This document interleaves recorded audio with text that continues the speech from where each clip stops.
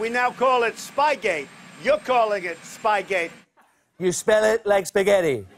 On Wednesday, President Donald Trump coined the term Spygate to refer to a conspiracy theory that the FBI spied on his 2016 presidential campaign under the Obama administration. Just hours later, the late-night host shared their thoughts on the unsubstantiated claims and Trump's name choice for the so-called conspiracy. On NBC's Late Night, Seth Meyers brought up Spygate during his monologue, joking that he wasn't even sure the word denoted a conspiracy theory.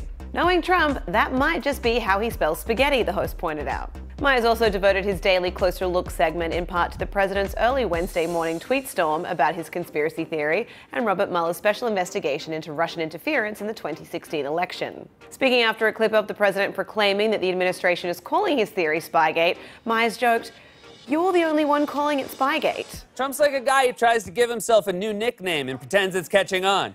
I'm Donald Trump, but everyone calls me D-Trizzy. He added, "It would be scary if it weren't so transparent. Trump's only move is to do to the FBI what the FBI is doing to him." He's like a drunk Eagles fan screaming at the cops, "I'm under arrest? No, you're under arrest."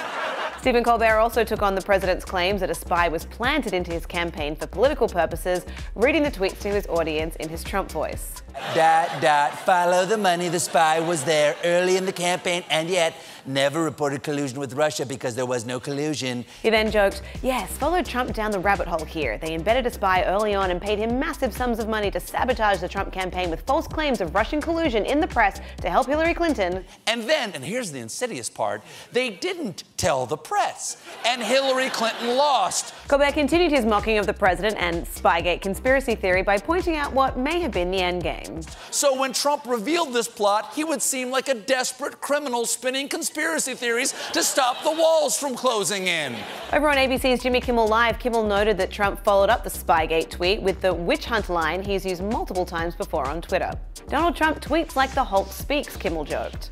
The host then addressed the president's request to his Twitter followers to follow the money, quipping, which is a line from the movie All the President's Men and is also the way Trump gets women into his bedroom. Come on, you know what that joke was about.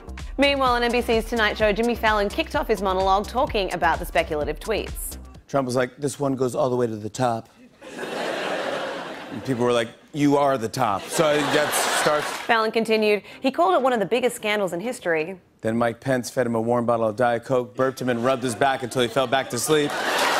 And when it comes to that claim about how huge the scandal is, Fallon noted, Then Hillary was like, I could think of a bigger one. To watch full clips of the late night host poking fun at Spygate, head to THR.com. For the Hollywood Reporter News, I'm Lindsay Rodriguez.